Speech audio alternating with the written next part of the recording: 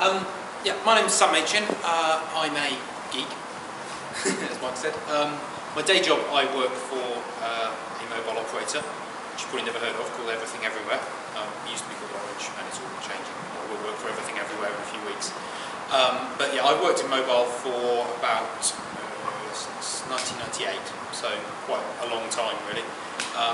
Back in the days when sort of mobile data consisted of 9.6K dial-up data cards and sending faxes from a laptop and really, really cool, funky stuff like that. Even then I was into mobile data, so that's what's sad. And Michael said, can I come and talk to you guys about mobile devices and social media? So I'm not a huge social media user. I have a Twitter account and things, but I rebel against Facebook and stuff. But I am a gadget freak, as you probably noticed, so please don't mug me on the way home. I don't think how much my laptop bag is worth, but this is just a selection of the toys I carry around with me on a daily basis. And what I'm just going to go over is sort of some of the different platforms, the different options out there, and maybe where one is stronger than the other and stuff. So I've called the session "A World of Platforms." What I'm hoping to do in our breakout group is basically just give you guys a load of things you want to play with, and if there's anything you want to know about any specific platform, or how do I do this, or what's the best app for that, then we can have a good discussion about that, a bit of show and tell. So a couple of things I sort of thought about around social media and generally mobile devices. There's a big, or at least there always has been a very big difference between mobile with creation and consumption of content, media, information. Certainly classically, mobile devices lent themselves to one or the other. For years I worked on some very early stuff with MMS, photo messaging, and it never, fair to say, it's never really taken off massively. And I think one of the problems was that you never separated the creation and consumption. For example, the mobile phone is fantastic connected to a digital camera.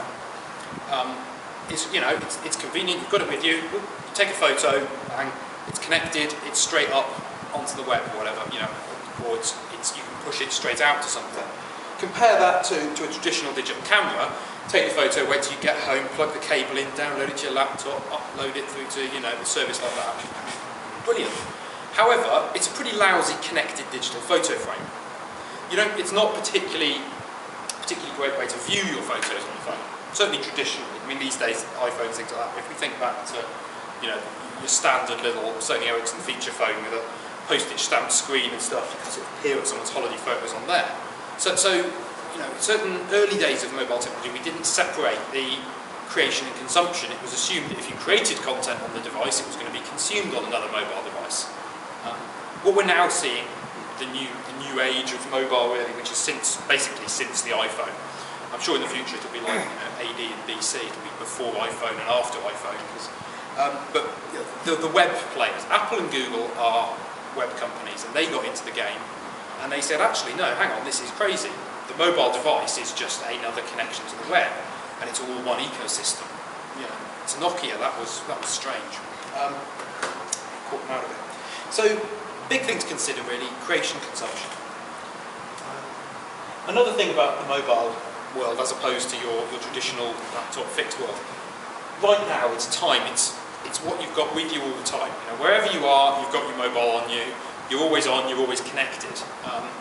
So there's lots of use cases and things that change. Do you remember years ago we had dial-up modems when you'd have that, I'm going to have my hour on the internet tonight, and you'd go upstairs to the spare room and dial up and sit online for an hour and download your email and do it.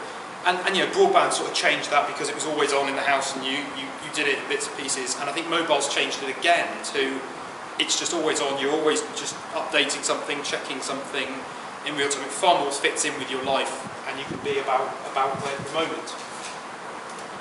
And I think the biggest thing for me always in mobile, the thing that I get the most excited playing with is location technologies. The fixed desktop, certainly there's a few technologies, but really, if you're on a laptop even, the web doesn't know where you are. Location is a bit of a hacky bolt-on to the desktop. On a mobile, most mobile devices know exactly where you are, or at least they know where you are fairly well. Even on a mobile cell, it'll locate me in Bristol city centre. Compare that to if I'm using an internet connection, the best you can usually hope for a broadband connection is it knows I'm somewhere in the UK. So we can be very, very relevant, we can be very, very niche with location. So there's some fantastic ways of playing with location, and there's a huge whole discussion, I think, in that alone.